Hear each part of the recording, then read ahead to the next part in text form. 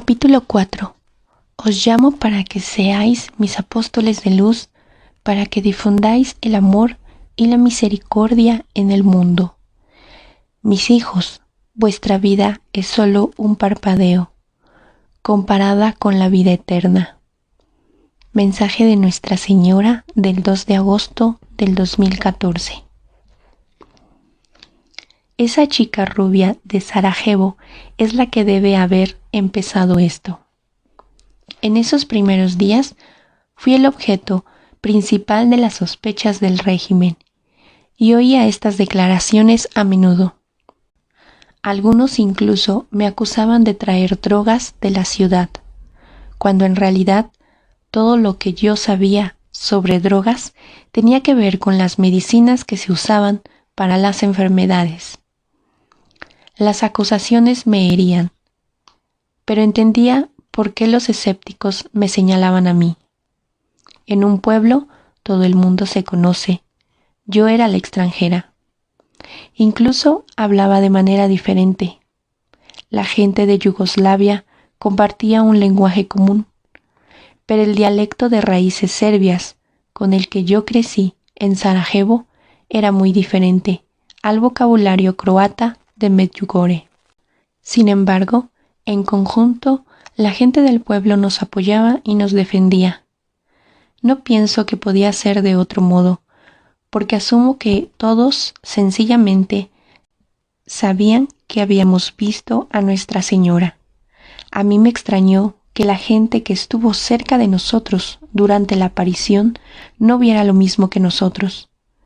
Nunca hubiera mentido sobre algo tan sagrado, por lo que me parecía imposible que alguien dudara de mí. A pesar de todo, lo único que me importaba era volver a ver. En esos días yo vivía más en el cielo que en la tierra. No me importaba lo que dijeran mis padres, los sacerdotes, la policía. Vivía solo para el momento en que cada día vería a la Virgen. No había nada más importante. La tarde del 25 de junio, Marco salió de su casa en Mostar con sus padres y sus 2 hermanos para ir a la misma reunión familiar a la que iba a ir yo. Tenía grandes planes para esa noche. Por fin me iba a pedir que si quería ser su novia. Cuando su coche pasaba por Sitruk, una de sus tías les vio desde un lado de la carretera y les hizo señas. Su padre paró el coche y su tía corrió hacia la ventanilla, muy agitada. ¿Sabéis lo que ha pasado en Medjugorje?, preguntó. No, dijo la madre de Marco. Cuéntanos.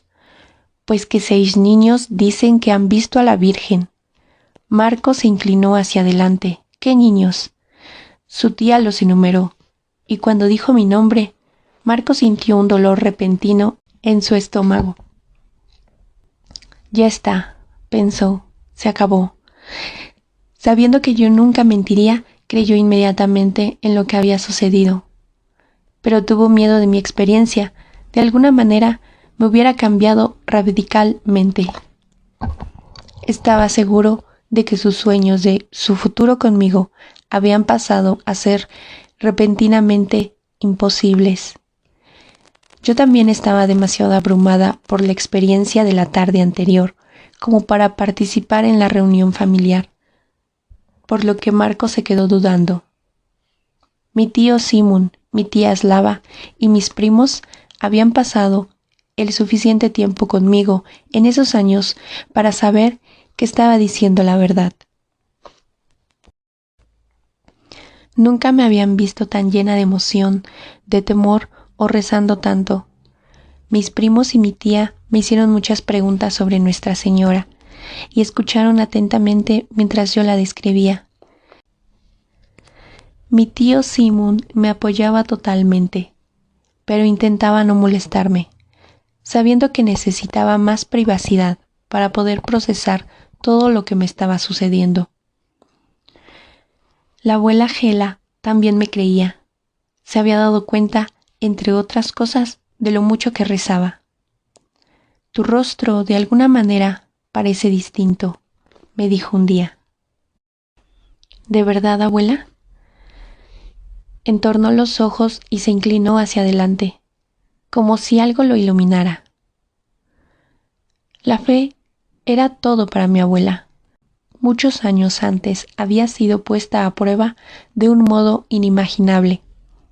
En los días sucesivos a la Segunda Guerra Mundial, ella y su marido Mateo, mi abuelo, por parte de la madre, vivían en la parroquia de Medjugorje con sus 5 hijos. Como muchas familias de entonces, cultivaban la tierra y luchaban por sobrevivir en condiciones durísimas. Aunque nunca le conocí, crecí oyendo historias sobre mi abuelo Mate. Mi madre y el tío Simón amaban mucho a su padre. Amable y generoso, la gente del pueblo lo respetaba por su sabiduría y le pedía consejos en las cuestiones importantes. En esa época, un hombre de Herzegovina tenía que luchar para alimentar a su familia, pero ni siquiera aquella dureza pudo ayudar a mi abuelo en los días caóticos en que los comunistas tomaron el poder. En aquel tiempo, los hombres jóvenes a menudo tenían que participar en lo que se llamaba acciones de trabajo voluntario, que en realidad eran campos de trabajo y no eran para nada voluntarios, sino obligatorios. Cuando el gobierno obligó al hijo de Hela y Mate, Nico, a ir a uno de sus campos, él miró a su madre y le dijo: «No volveré vivo». Desgraciadamente, los miedos de Nico se cumplieron. Un día los trabajadores del gobierno llevaron su cuerpo a mi abuela y le dijeron que había muerto en un accidente. Muchas madres se hubieran hundido por el dolor, pero de alguna manera ella controló el sufrimiento que sentía y caminó 15 kilómetros hasta el lugar donde trabajaba mi abuelo. No quería que se enterara de la noticia por boca de otra persona.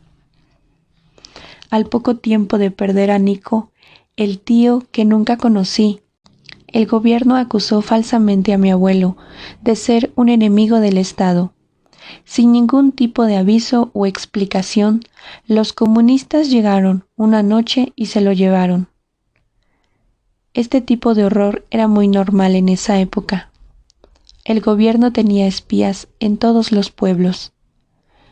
Informar de un enemigo al gobierno, ya fuera verdad o porque el espía quería a alguien que desapareciera, significaba un buen futuro en el Partido Comunista.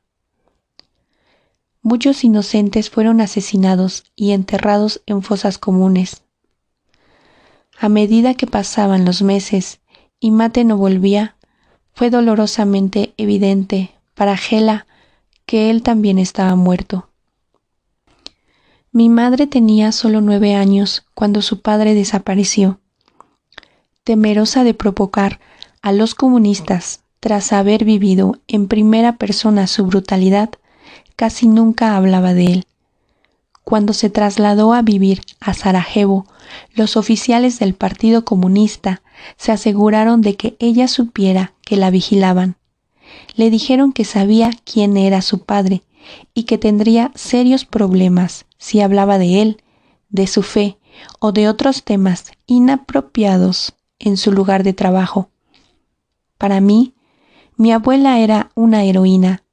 Tras perder a su marido, soportó la dureza que comportaba ser una viuda sin medios. Educó a 5 hijos a pesar de ser extremadamente pobres, una hazaña que ella atribuye solo a la gracia de Dios. Mi abuela Hela tenía unos 80 años cuando tuve la primera aparición. Su fe había sido puesta a prueba de fuego y había sido purificada por una vida de oración, por lo que fue de gran consuelo que ella me creyera cuando le conté lo que había visto. Sabía que no mentiría nunca, especialmente sobre algo tan sagrado como la bienaventurada Virgen María. Mi abuela no era la única con fuertes creencias. La mayoría de la gente de la parroquia de Medjugorje vivía para Dios, incluso antes de empezar las apariciones. La mayoría de las familias recitaban el rosario juntas por la noche y las personas más ancianas guiaban la oración. Nosotros nos reuníamos en la familia de mi tío después de cenar. Mi abuela se tomaba muy en serio su papel tras guiar el rosario. Seguía rezando por los sacerdotes, los enfermos, las madres embarazadas y por todo el que lo necesitara. A nosotros los niños nos parecía que las oraciones no terminaban nunca, pero las expresiones de fe iban mucho más allá del rosario. La mayor parte de la vida diaria de Medjugorje giraba alrededor de la religión. La gente nunca trabajaba el campo en los días festivos, lo que dice mucho acerca de su fe, porque el campo era su único medio de sustento. Incluso la montaña que dominaba el pueblo, con su gran cruz de cemento, era un recuerdo constante de su sólida fe. En 1933, el párroco padre Bernardín Smolojan decidió juntar a sus fieles, construir una cruz para conmemorar el 1900 aniversario de la crucifixión de Cristo. El nombre de la montaña se cambió a Krisenbach, que significa montaña de la cruz. Una década más tarde, los comunistas asesinaron al padre Smolojan y a otros sacerdotes del lugar. Cerca de Medjugorje está la ciudad de Sirkop-Briquec, hogar de un gran monasterio y de una iglesia dedicada a la Asunción al cielo de la Bienaventurada Virgen María. Los sacerdotes y los hermanos que viven allí, miembros de la Orden Franciscana, iniciada por San Francisco de Asís, prestan su ministerio en Herzegovina desde hace cientos de años. A pesar de los periodos de gran persecución, nunca abandonaron a la gente del lugar, y es muy normal ver a los franciscanos con su hábito largo y marrón en la región. De hecho, los franciscanos son los responsables de la parroquia de Medjugorje. Los lugareños recuerdan con especial admiración a los franciscanos que vivieron en el monasterio de Sirkop-Briquec en 1945. En los caóticos días que siguieron a la Segunda Guerra Mundial, los comunistas estaban ansiosos de coger el poder e imponer su ideología atea al pueblo de Yugoslavia. Para ellos, la religión era más que un mero estorbo. Dada la fe firme de la gente, era un obstáculo evidente para sus proyectos. El 7 de febrero de 1945, un grupo de soldados comunistas llegó a Sirkop-Briquec con un plan despiadado: eliminar la fe de la gente, eliminando a los que, según ellos, eran su causa.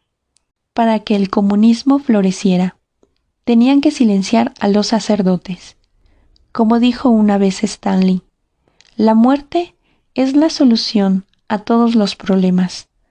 Eliminas al hombre y eliminas el problema. La gente cuenta que los soldados rodearon el monasterio de los franciscanos y entonces el comandante empezó a gritar a los frailes: Dios no existe. No hay papa, no hay iglesia. Les miró a los ojos mientras paseaba por delante de ellos. Y no necesitamos sacerdotes. Todos debéis salir al mundo y trabajar como cualquier otro hombre. Quitaos vuestros hábitos enseguida. Los franciscanos se negaron a obedecer y se mantuvieron estoicamente firmes. Según se cuenta, uno de los soldados arrancó uno de los crucifijos de las paredes del monasterio y lo arrojó a los pies de los franciscanos. Todos tenéis que elegir, dijo, la vida o la muerte. Uno a uno, todos los frailes se arrodillaron y abrazaron el crucifijo. Los soldados lo sacaron fuera. Les dispararon y enterraron a los 12 de ellos en una pequeña cueva en el terreno del monasterio. Sus cuerpos estuvieron allí muchos años, pero ahora están enterrados en lugares privilegiados dentro de la iglesia. Según otro relato, el primer soldado al que se ordenó disparar a los franciscanos se negó. Entonces también él fue asesinado. Otro soldado siguió el mismo destino, por lo que el comandante dio las órdenes a un tercer soldado. Este hombre le confió a alguien lo que pasó. Al ver que no tenía salida, se dispuso a acatar las órdenes. Pero entonces vio a los pacíficos franciscanos orando y se dio cuenta por qué sus dos compañeros no habían podido llevar a cabo la orden. En ese momento, el soldado no podía pensar claramente y el miedo a morir, como los otros dos, le turbaba. Pensó que los franciscanos iban a morir de todas formas. Si él cumpliera las órdenes, pensó, al menos una persona seguirá viva. Mató a los sacerdotes. Décadas más tarde, su decisión seguía atormentándole. Es una imagen terrible que tengo siempre ante mis ojos. Cuentan que decía. Al principio intenté olvidarlo, pero todos mis esfuerzos han sido inútiles.